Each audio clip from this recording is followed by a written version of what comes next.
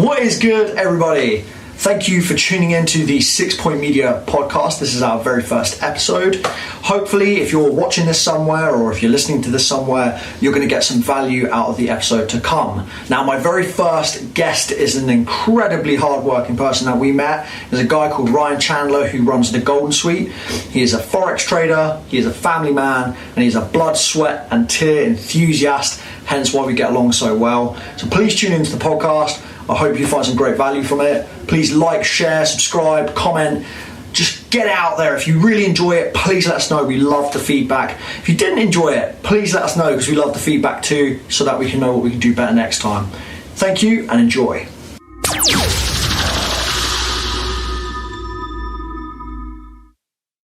Welcome to the 6 Point Media podcast. My guest today is Ryan Chandler. He is a trader, a very, very good trader, and the owner of Golden Suite. Now, I'm going to go straight into the podcast. I'm not going to give you guys too much of an intro. Might record it beforehand, who knows. But Ryan, thank you for coming on the podcast. Thank you for having me. Appreciate it. Thanks for inviting me on. So, talk to me a little bit about what you actually do. What is your day-to-day? My day-to-day? Well, my day-to-day actually involves minimal trading. So systems that I've created essentially do a lot of the work for me. So I'm using technology to my advantage. So most of my day is actually now spent teaching other people how to trade and how to use the systems that I've created, which are relatively simple once you understand them and you've followed the step-by-step rules.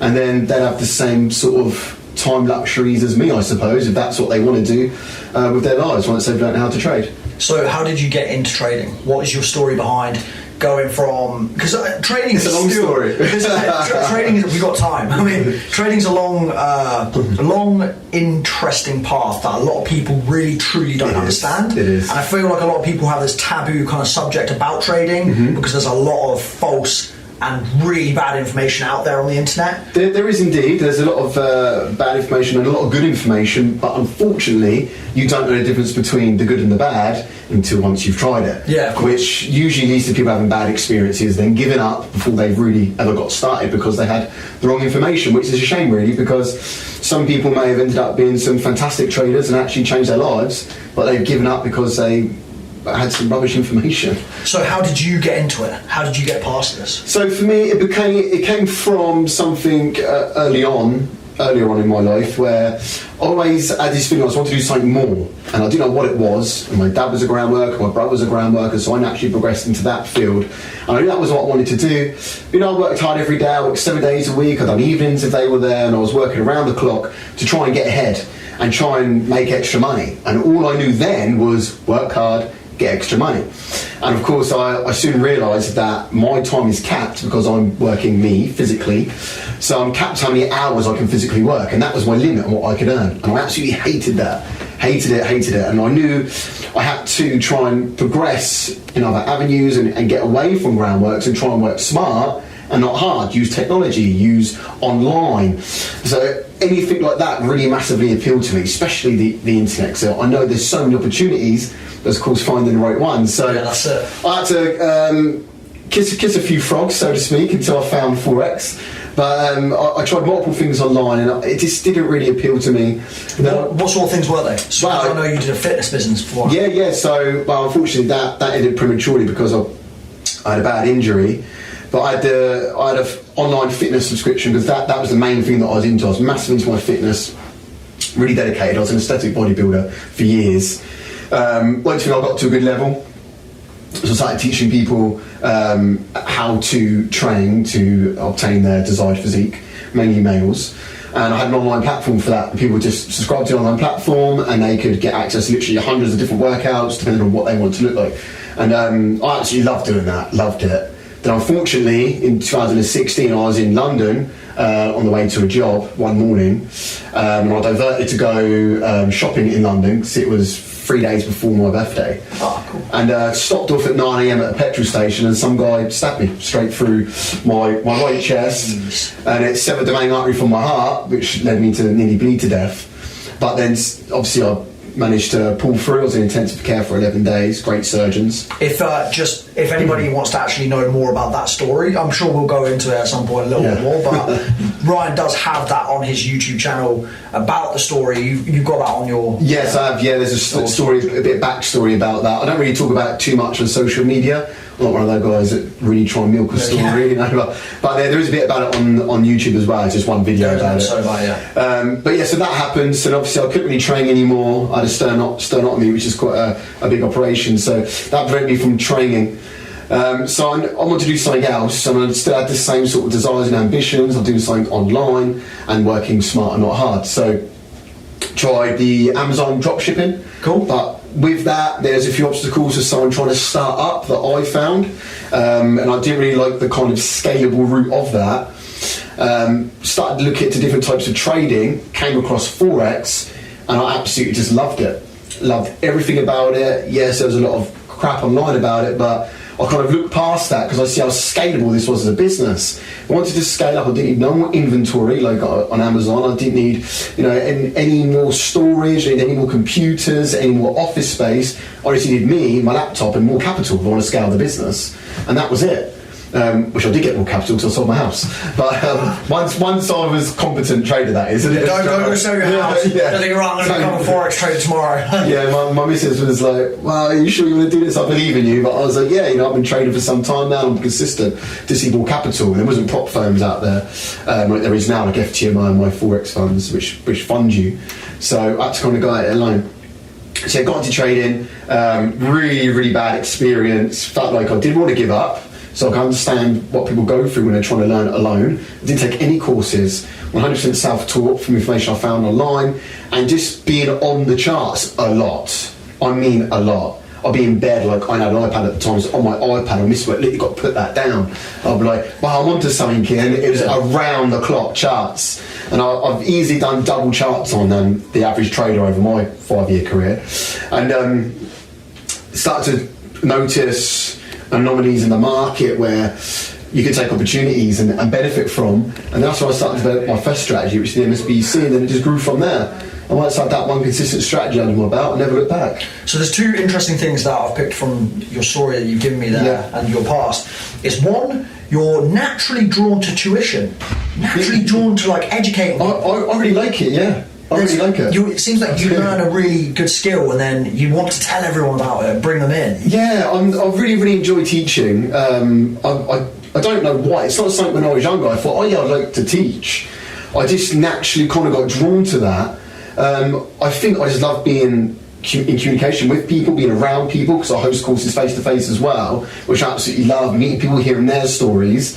I'm not like a guy, even though I work on my own kind of every single day, but I'm always chatting to people, which I really like. I even host 4 free events here inside the Golden Suite, just so everyone can meet up. They don't sell tickets for that. It's not like a financial gain. It's something that I pay for, and I host, and there's food, drinks, everything's paid for, because I just like getting everyone in one place. Everyone's like-minded, ambitious, they want more out of life, they're trying to learn to trade, and it's just good to surround yourself with those sort of people. I just really enjoy it. I kind of get like a natural sort of like buzz from it, Amazing. It's good, yeah. Something more than just capital, which I think a lot of people nowadays are looking for fulfillment in financial gain, but it's not there. I've done that. You're obviously at a level with trading where you're very successful in what you do, and I mean you're doing great things with it. But to feel more fulfilled, it seems like you've gone into these education platforms to genuinely help and bring value to people. Yeah. So before going into the just kind of looking for money for fulfillment, I would do anything just to make money. When I say anything, not ludicrous stuff. Start an OnlyFans. yeah, OnlyFans. But anything as in, this is like a good opportunity to try. It makes good money. It's not something I was passionate about or anything like that. So when I was younger, like really early 20s, I tried a few different things. I was like, I don't really like doing this. It's just because I thought it makes some good money, and it wasn't something that I was really passionate about. And then I soon realised, luckily for me, earlier on, that you do need to enjoy what you're doing. You need to be passionate about it. 100%. And then the money will just follow. It's surprising. It's so surprising. It is literally what everyone says. All the greats say it. It's true. Honestly, you just got to, if you enjoy something and you've got, because you enjoy it, you've got a natural engine, a natural motivation to just keep getting up every single day, you're excited to get going, you're excited to see what's going on, get started, chat to people. Because you're excited to do that, you're not waking up like, oh, I've got to go to work today and try and make some money. You've got a totally different driver now behind you, and it just works. The second thing that I wanted to say is from what you were talking about is consistency. It's an interesting thing that we always talk about. Consistency is key to anything you do in life. Anything from fitness, anything to managing your finances. How did you become consistent as a trader? I'm sure there's going to be some traders who listen to this podcast. There'll be people who are running their own business. So if you think of trading, instead of thinking about it as purely working on finances, think of it as running your own business. Now, it's just a game. How did you get consistent at running your own business? From fitness. Fitness taught me so much more than just about building muscle and what food to prep. There's so much, I've got so much respect for fitness people, because for them to get to the level they're at, they've had to stay consistent and strict, disciplined, stick to their plan, and all of these attributes I just mentioned are the same with trading. Stick to your plan, be disciplined, be consistent with that plan. And that's exactly what it is. And with fitness, you don't get to the body that you wanted to attain and then you just stop. Because what will happen? Well, that muscle will just disappear and you go back to exactly how you were. It's the same with business. Once you build your business up to a level, you've got to keep either maintaining that level, or if you want to grow, you continue doing more, you work out other plans, just like you were doing fitness, to make you grow. So it's exactly the same resemblance and the same attributes from fitness as there is in business. And I learned so much from that. So I knew once I built a business or my trading skill set to a certain level, I knew that I couldn't just go, okay, I'm done now.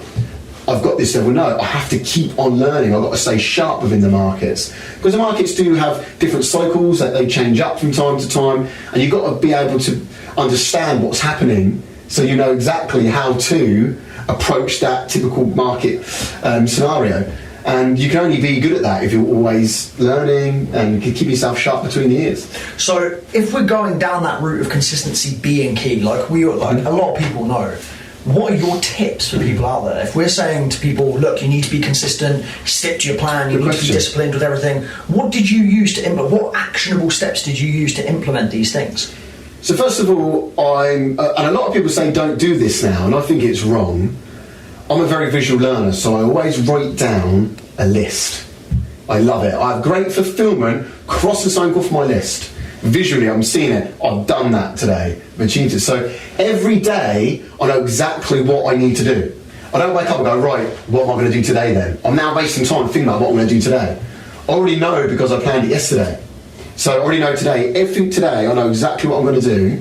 But you can't be massively strict on it because unknown things come up. Right. Things that you can't foresee, just life stuff. Things come up. So if that happens, you've got to be versatile. So you've got to be versatile, you've got to be organised, and then you just got to have the drive and willpower just to get up every day and do what you say you're going to do. Because when you work for yourself and there's not a boss watching you, it's easy to slip out the routine. I know some people, not going to name no names, have just started working for themselves. I'm loving it, so I'm getting up at 10 o'clock every morning. I'm like, oh my God. I'd get up at 3 in the morning if I could, you know. Yeah. But I need sleep, you know. So, but like, I wouldn't sleep if I didn't have to. I love what I do, but I'm like, you can't get up at 10. You should be working from like 7 o'clock. You've missed 3 hours. If you're working 5 days a week, you've missed 15 hours a week. That's 60 hours a month. So it's interesting.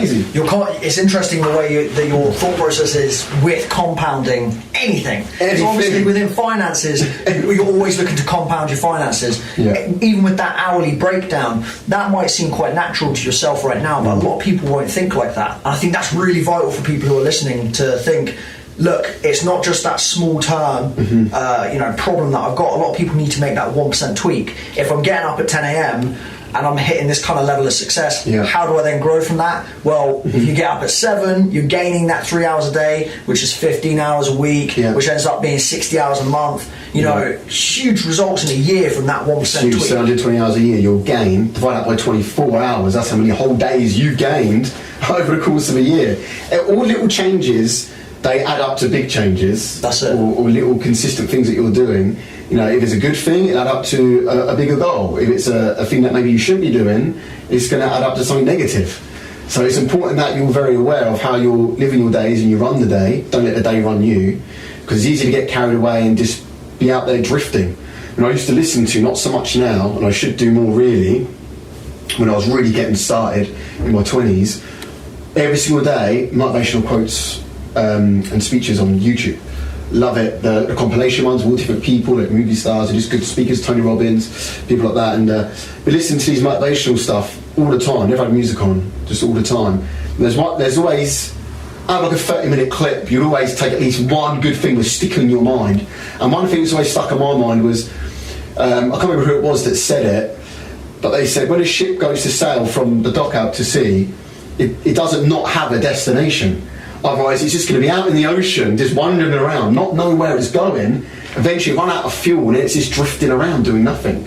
It knows exactly where it's going to go before it leaves off, so it can get to the next port. It's got a direction. It knows exactly how it's going to get there, what it's got to do to get there. And that's the same with us. You can't just get up and live your life like, I don't know what I really want to do, I don't know what I'm doing today, I know I'm just going to go to work and just work for the job that I'm working for at the minute, the one that I don't really enjoy maybe, if someone's there at the minute, at that part of their life. You're not really doing anything, you're just drifting around. You've got to know, right, I know where I want to be, or what I actually want to achieve, my overall goal, that could be over 10, 15, 20 years. I know what where I need to be in 5 years, but also what I need to achieve this year, this month, this week, to get there. Because it's the little tiny bits that add up. And you've got to be seriously focused on that. And that quote has just always stuck with me, because it's the most simplest analogy whatsoever that you could think of. Because if a ship went out to sea now, and you didn't know where it was going to go, it's just going to run out of fuel and drift. Just floating around, might end up somewhere. They don't know where. Might be a place they want to end up or don't want to end up. You don't know. But I'd rather not leave my life to chance and take action, be responsible, and make plans and be disciplined and stick to those plans. This is it. This is why we're doing the podcast, because I love that. That's such a great way of describing it. Simple analogies just make you realise, yes. Small step, big miles. That's always big it. Time. So, going on from that, if you're planning stuff from the day before to create your next day, do you have morning routines? Do you have routines that you sit to that you're regimented with? Or I have, and again, taking responsibility and action, I know I need to sharpen up on them. Because I've got 3 children, so there's a lot of unknowns that happen in my morning. Of course. So I'm trying to get a good routine. We've got a good routine, but I think it needs to be sharper. So that's something that I'm personally working on now. So I get up in the morning. My missus obviously gets up. I keep to wake up around about the same sort of time as us, between like 6:30. We go downstairs. We're getting my oldest ready for school. One ready for preschool, and my youngest, my daughter, she's at home. She's not at preschool yet. So we're kind of doing that routine, but I've got my laptop downstairs on the table. So while we're just kind of like getting the kids ready, they're eating their breakfast, I'm just getting a bit of analysis done, prepping for my morning webinar. So while they're eating, I've kind of got like 15 minutes to start prepping for my morning webinar, which I host for the Golden Sweet community. And then once they finish eating, I have to get them changed. And then she shifts them all out to where they've got to go, and I'm back up in the office ready to host my webinar. And that's our morning routine. But it needs to be a little bit sharper. There is, of course, a few unknowns because I've got 3 children, 2, 3 and 4, so very close ages, which keeps everything very exciting. So maybe I've got a few extra kind of elements in my scenarios and my day-to-day than most other people, I'd imagine. But you know, the guys that haven't got, all the girls that haven't got any kids at the minute, I'd say definitely take advantage of that, because once they come into your life, a lot of time goes to them, which I love, I enjoy. I feel very blessed and lucky that I had my children at a point where I was getting to that time freedom element of my life. So I think it would be a bit more difficult trying to set something up now from scratch. If I was working for someone now and I wanted to leave and I've got the 3 kids, it'd be a lot more difficult. Risk element, keeping food on the table, and also time element, being able enough time, spare time in the evenings, as well as working your job to try and create something for yourself. So if you haven't got children, I'd say 100% take advantage of that massively. I certainly did. I used to work around the clock anyway. Still try to, but I get a lot more tired now because I've broken night's sleep, because children wake up and stuff like that. But it doesn't stress me out. I really enjoy being a dad. Amazing, man. And I'm just thankful that I've got that time at the minute. Yeah. I'll continue to have the time because of trading and the sort of lifestyle that I've created. I was going to say that you've got yourself. So in the morning, is there anything that you have set for yourself to do, but you haven't actually been able to achieve it yet, or is it something you're working towards? I'd say recently, actually, and this isn't like too much of a common thing because I like to think that I'm pretty disciplined. But I've developed something called Next Gen, which is a semi-automated, I imagine you're going to ask me about this later anyway, semi-automated training system, and involved a lot of heavy testing for a long time, like over a year. And it comes to the point where I was just like, God, I've got to keep testing this. And then some days I was like, do you know what, I have a day off from it today, and I knew I should have done it, but I'll put it off till tomorrow. And that's a bad thing to do, and I'm guilty of that. And sometimes if you do too much of one thing in a row, you're just like, I just need a break from it. And yes, I don't think that's a bad thing, but I think the reason why that happens is because I always give myself such a strict deadline. Because if you give yourself a deadline, I think it was Elon Musk that said this, if you say, right, I want 3 years to achieve this, if you give yourself 3 months instead of 3 years, you most probably won't achieve it, but you're going to be a hell of a lot closer than what you would be if you said 3 years. So if you say 3 years, you will take 3 years. So you got to, I don't give myself strict deadlines, and sometimes I think I'm a bit at fault where if I give myself a strict deadline, I'm working hard at it for a long time, I've got quite good mental stamina for that, then I'm just saying, I need to put this off for tomorrow. But you don't feel good about it because you put it off till tomorrow. So it can end up being a bit of a vicious cycle. So I think setting strict deadlines is good, but maybe I need to, and I think other people can maybe take some away from this, is have little on-purpose mini breaks. Okay, look, I'll be doing calculated. This. Yeah, so you don't feel guilty when you put it off to the next day. Because it's a massive mindset game. Everything that we're doing is mindset, and it's how we plan, how we execute, and how we live our day to day, and how disciplined we are. It's all to do with our mindset. So if I'm putting something off, I feel guilty about it. Like, I knew I shouldn't put that off till today. Like I should have just done it when I said I was going to do it. But if I actually had breaks already planned in, so I think, right, I'm going to achieve this over the next 3 months, but I won't just go hard at it because I'm going to get burnout, so to speak. So okay, after this many days, I'll have a day off doing that, and I'll work on something else, just to get a mental break from it, which is sometimes good. Yeah, sometimes good. I think especially for creatives out there, there's a huge kind of disconnect between I need to work hard, I need to hustle, but at the same time I need the mental space to be creative. You look at people who are artists or actors, they do these intense amounts of work, and then they have to take lots of time off to let their brain get that creativity back. It's interesting what you're talking about in the sense that you set yourself deadlines, go hard. You were talking about burnout. What sort of things, especially with the fact that you've got that injury from the incident in London that happened, what sort of things within fitness do you do nowadays? Do you still track diet? Do you still track a level of fitness now? Nope. I know beforehand we were talking, beforehand we were talking that you're starting to get back into fitness and stuff like this. Do you think that actually aids it? Do you think that aids the push? 100%. So I think you don't have to go hard at fitness. You haven't got to be 6-7 day a week gym head and all that. But I think if you're doing even 2 or 3 days a week, some sort of level of physical activity. It could be jogging, could be gym, whatever that may be. It could just be going for a good walk. I think as humans we need that. I mean, if you look back to our ancestors, they were cavemen. They're always running around every day, hunting for food, climbing fucking trees, and sorry, I'm not allowed to swear. That's fine. and literally, they're out every day, active, lifting boulders and stuff. And now I'm on a computer every day, sitting down. It's not good. We need to keep active. Just one, for our future self. Otherwise, you're not going to be in too much of a good shape as you get older. And 2, 100% aids motivation. If you've got your headphones on, you're working out, you're getting pumped, you're feeling motivated, you feel good about yourself. Good endorphins being released, you're ready, you're active. Amazing, man. So that's what I'm getting back into now, because I've had a lot of time off from the gym. I'm not going to use this as an excuse, getting stabbed, because I think that's a bit stupid, right? That's a pretty good. I mean, out of the excuses you get in the world, I mean that's a pretty good excuse. And no, but I can train. So there's certain obviously physical limitations, but I can train. So I don't want to use that as an excuse. I said to you before the podcast as well. I said, and this gets back to the kind of compound effect as well. I thought I'm going to join a gym. But my garage is just full up of all kids stuff. But I've got a full gym in my garage, which was set up at a previous house. And I thought, well, if I'm driving to the gym every day, I could lose 30 minutes a day.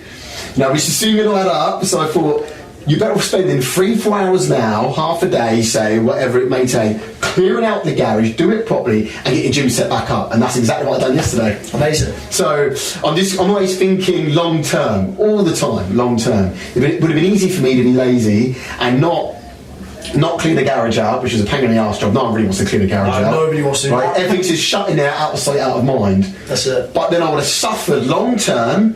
One, the gym membership every month. I don't have to pay it out. I've already invested in my own gym at home. And two, the time investment of me commuting, however many times I'm going to go to the gym, that will soon add up, because once you join the gym, you end up keep going. That then pulls you away from any motivation to clean my garage out whatsoever. So 2 years down the line, I could have lost days and days and days from that commute back and forth to the gym. So I'm always thinking about stuff like that as well. And some people might think... Always compounding and now analysing always stuff long term. naturally. Always long term. So this actually brings me on to a really nice subject, a little bit further away from this. So you've done all this hard graft, you've worked insanely hard, and what's interesting is, once you've built that kind of gym discipline and fitness, you've applied it to trading, now you're applying it to even fixing the garage to go working out, and you're applying it to work. Like everything then becomes almost like a nest kind of effect where everything connects. So you've learned one skill in one area, so it applies to everything. Yeah. One thing that a lot of people see with people who are successful and people who have managed to actually accumulate a decent amount of wealth is there's a huge distraction with, I don't want to say commodities, huge distraction with materialistic items. Let's go with that. That's probably the nicest way of saying it. What car have you got? Come on, what cars have you got? I don't think it's that flash at all. It's an entry-level sports car, a BMW i8. You have a BMW i8. It's not a Lamborghini or a McLaren. Are you attracted to the materialistic items? Or? Yes, I am. I try and set them as goals. So I haven't got a watch on. And a couple of my friends are Rolex dealers as well, so they get some pretty nice pieces, but I've stayed away from that because I've said, right, I'm going to get myself a nice watch once I've achieved, I've got a personal goal that I want to achieve. Amazing. And once I do that, then I will reward myself with the watch. So I try and limit them, because the material things, they're not required, and it feels nice when you get them, but then you get used to having it, and then you're looking for the next best thing, because that becomes the norm. So it can go on, because it's infinite. Yeah, and I think material things, they definitely aren't essential. One of the reasons why I work so hard, first of all, obviously I didn't have a family back then, was because I wanted nice things in my life.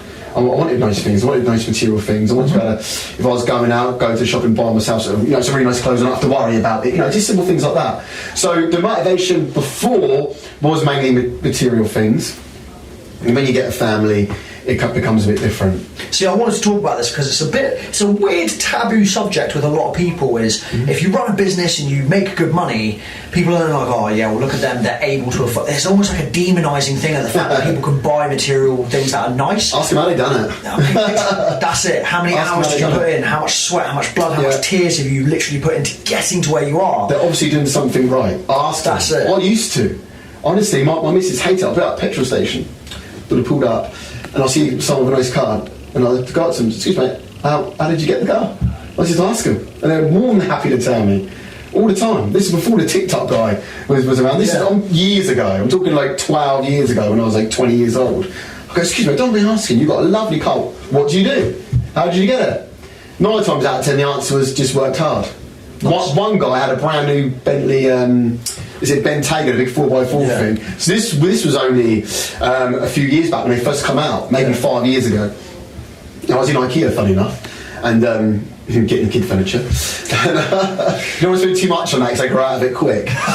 So, and I said to him, excuse me, I don't want to ask you, how did you get the car? And he went, I just inherited loads of land from my family and sold the whole lot to the developer. I was like, fair enough. Yeah. I was like, at least he was honest. Yeah, he's honest. He goes, that's what I've done. I was like, fair enough. Fair enough, yeah. Mate, unreal. Have you got any goals? Obviously, you said about the whole watch, so you talked about materialistic items being goals. Have you got any goals coming up? Yeah, so I have a much bigger kind of plan for the Golden Suite as a platform. It predominantly will become a software company, I believe, by 2023. So in a minute we've got the next gen software, which is essentially does all the analysis for someone, then just sends them a signal, this is a good level to buy or sell. And then they simply just follow 2 simple checks to take a trade. So we've got a sort of similar like software. I also have a software that I'm creating at the moment, which works really nicely, which I won't be launching yet. But once everything is exactly where I need it to be in terms of results of the software, the capabilities, how robust it is in different market conditions, I'll be creating some sort of platform which is being spoken about right now, and the coders and stuff are looking at different elements of what we can do, where we'll have our own charting software, so it's Golden Suite, like next gen charting software, connect their trading account, and there'll be sort of on the back end the 3 different strategies that we'll be using for the software. And then when the strategy's kicking in, obviously it'll be kind of like flashing up, right? GPUSD is getting ready, and then they're getting an alert through, and then this software will show them exactly where they got their stop loss, so their take profit, because their account's going to be linked up to it, it's telling them the exact risk, everything. So it's really near enough to full automation as possible. I don't believe in full automation. This is something I've looked into heavily. I don't fully believe in full automation. I still believe that it's good to have a human element within the trading, because it's predominantly, there's a lot of humans trading, psychology. So I can make science sort of like over 80% automated, and then the human does the final kind of check and execution. So what's the goal? What is the material item you're going to get once all that launches? There's a few goals. I mean, my main kind of longer term goal, which is something which I think subconsciously comes from when I was younger. I got moved around a lot. Not a sob story. Just parents split up, moved around from so. By the time I left school, I lived in sort of like 12 different houses. I'm sure some people may have lived in more. But 12 different houses, never really had a full stable base. We had a couple of stretches in a couple of years in one house or the other. But nothing really that I would say that was my home. So ever since then, I've always had this vision in my mind, very clear vision of it, an exact house that I want. And that's my overall goal at the minute. And now I've got my family, it just reinforces that goal even more. Amazing. Even when I was lifting weights in the gym, that was like my motivation, like, I'm going to get this house, And it always, I believe it stemmed from that. I don't know if it does, but it makes sense if that's where the ideas come from. Incredible. And the goal. But that's my main overall goal, is I want to build this beautiful house I've got in my mind. I know exactly what I want there, exactly what it's going to look like. It's all in here. Amazing. So you started talking a little bit about next gen then. You started kind of going through the processes of it. That's my next thing. You've obviously created the Golden Suite, and you're about to give it a really good hard push to get as many people educated in the right way about Forex and trading. Yeah. Now, to my understanding, correct me if I'm wrong, Next Gen is a software that you've created not for people who are going into a signals group, not for people who think, I just want to get a signal and then I can just place a trade and that's it, it's going to win. You're creating a software for traders. So someone goes and learns how to trade from, say, the Golden Suite, they get the strategy down within, say, a month or two. They then need to work on the mindset that could take longer. Some people pick it up quick, a lot of people, it needs a lot of repetition. They then start to use Next Gen as the tool because they know the trading, how to trade, or is this something that if you don't know how to trade... If you don't know how to trade, I'm fully confident that you could watch the 10 videos on Next Gen and you'll be able to use Next Gen and start trading successfully. Next Gen has been developed for long-term consistency. So the strike rate is sort of 40%. So out of 10 trades, we're only winning 4. But those 4 winners are around about 3% gain. The losers are only 1%. So out of 10 trades, let's say you've lost 6, you're minus 6%, but you've won 4. Because you won 4 at 3%, you've actually made 12%, minus the 6, you're 6% up. So it's a long-term strategy where I'm sacrificing strike rate for my time. So for Next Gen, I have to do literally nothing until I get an alert on my app. So I've got the app which is available on Google Play and on the App Store. As soon as the alert goes off on there, take out my pocket, it literally takes like not even 10 seconds for me just to look at the chart and say, yes or no, that's a buy or sell trade or not. Next Gen's done all the analysis for me. So I'm happy to use Next Gen trading and let Next Gen do all the work for me and sacrifice the strike rate, so to speak, for long-term profits and have much more time freedom, because that's what's more valuable to me. So would you say someone who's never traded in their life before, who picks up something like Next Gen, would you say they actually, because for me, I think they might have that a bit of advantage because they don't have all of these paralysis analysis, which is a thing where people overanalyze something so they don't know whether to make the trade or not. If they've got it in, they get this signal alert, they've watched the 10 videos on how to use it, they look at the 2 main factors to take a trade that you just talked about there. You go yes, yes, or yes, no means I don't touch it, or so as long as you've got the yes, yes, you enter, and then that's it, you let it play. Do you feel like it'd probably be stronger for people in that sense because they've got the mindset of I just need to look for the 2 ticks and then move? Or do you feel like anyone can pick it up?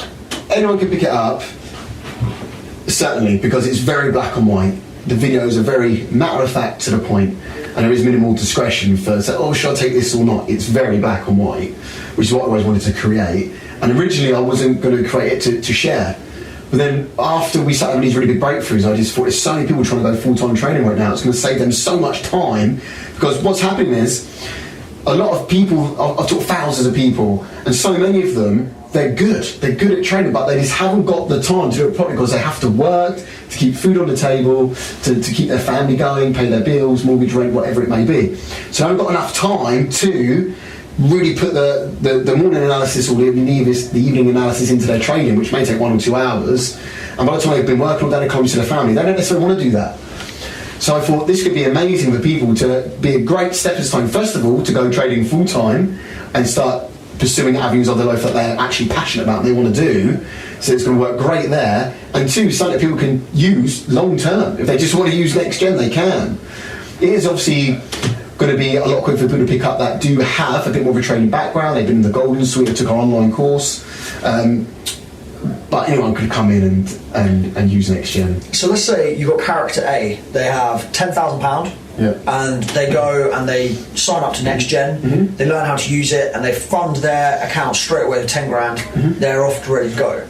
If they use that for a year, are they going to become successful traders? What's the process with it? What do you recommend if someone's got a mindset of, I need to make some money? Is it a good investing tool, or is it more passive investment? If someone's trading, whether it's using next gen or Tom, Dick or Harry's strategy, if they're trading like, I need to make money, they shouldn't be trading. Because they'll be too emotionally invested in the trades, they'll be watching like a hawk, which leads to bad trading decisions, stress. It's not going to be enjoyable. And when you're not enjoying trading, that's when it goes bad. So for people that are, I need to make money now, do not start trading. Do not start trading. You're not in the right mindset for it. Definitely not. And also, if you want to start trading, you don't need to put up £10,000 worth of capital now. Learn to trade. I know people are very keen to jump in and try and make money, but just take a step back, learn to trade properly, get confident, then you can look to get funded. So you pay £450. If you pass a funded trading challenge, we just got to stick within these trading rules, which are relatively simple, then you'll be rewarded with a $100,000 trading account, which you get a 70% split from any profit that you make. That's cost you 450 quid, plus your time learning how to trade. There's no point putting 10k in and then trying to make that into this huge get rich quick overnight scenario, because trading doesn't work. You'll get some big wins if you're trying to get rich quick, great, but then the market always wins and it'll take all that money off you. Because one, your mindset's in the wrong place, you're over leveraging, you're using too much risk.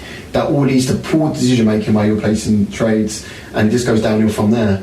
So if you're looking to get into trading basically, and you're thinking I want to do this to make some money and really achieve the incredible long-term mindset, you need that. So the process could be something like signing up to the Golden Suite, learning to be a good trader, using Next Gen as a platform to enhance your trading rather than just die hard for it. Then Next Gen, you can just be dialed for it. So I just want to use Next Gen, and you'll just be trading Next Gen forevermore.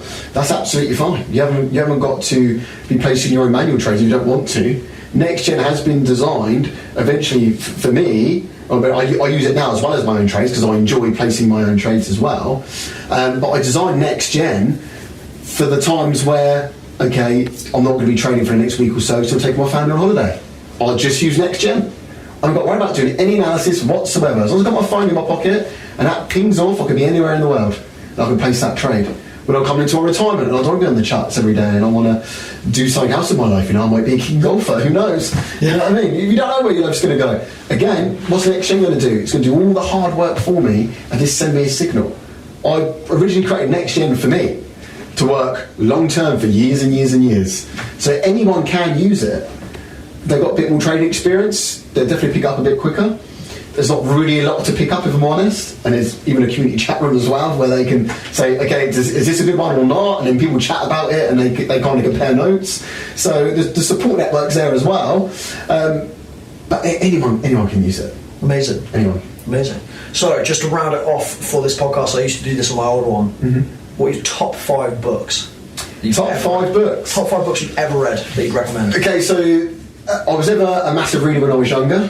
I don't know if youngsters are nowadays. I mean, the first book I read was The Da Vinci Code, which didn't have any positive impact on my life whatsoever. It was just an enjoyable read. Yeah. So that's the first book I ever read. But then, when I started to get into the more mindset books, The Power of Your Subconscious Mind by, I think, Dr. Joseph Murphy, fantastic book. Fantastic book. That completely changed. I remember I lived with my dad, and I was about 18 years old. So I moved out when I was 19. I was 18 years old. It was next to my bed, and I could not put it down. That completely opened up the whole gateway to mindset for me. I didn't even consider mindset up until this point. And visualizing stuff. Being aware and thinking, right, really creative visualization. Manifestation. The Power of the Subconscious Mind. If you haven't read that book, you have to read it. Fantastic book. Cool.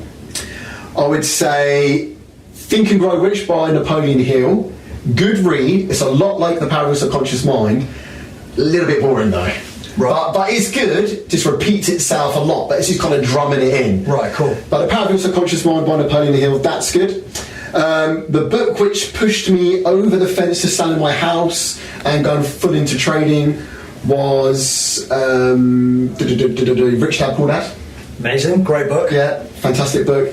Absolutely love that book. I think it's Robert Kiyosaki, I think you pronounce his last name.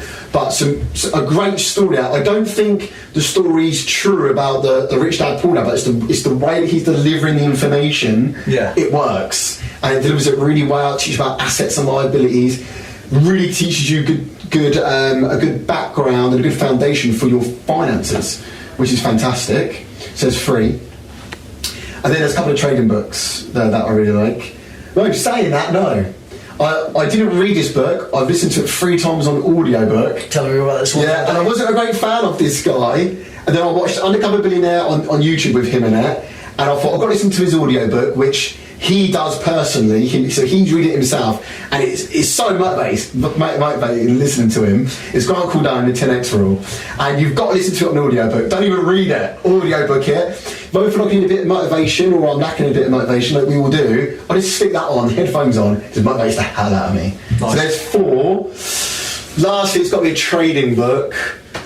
I don't know whether it's going to be Trading the Zone, which is like, I think every trader's read that. It's just like the Bible, isn't it? Yeah, trading? Mark Douglas, or another one, which is Market Wizards. The big read. Yeah. However, it's like all the old school traders, like the 80s and stuff, and there's some really, really good stories in there. And about the lessons they learn. So I think that's really important. So I'm going to go with Market Wizards because you can learn from their mistakes before you make them yourself. Amazing. And a mistake in trading is a costly mistake, money. Yeah, 100%. So, thank you so much for coming on to the very first podcast that 6 Media are running. We've obviously held it from our own office. And yeah, thank you so much for taking time out of your day to come and do this. And I hope we'll have you on this again soon at some point. Appreciate it. Thank you very much.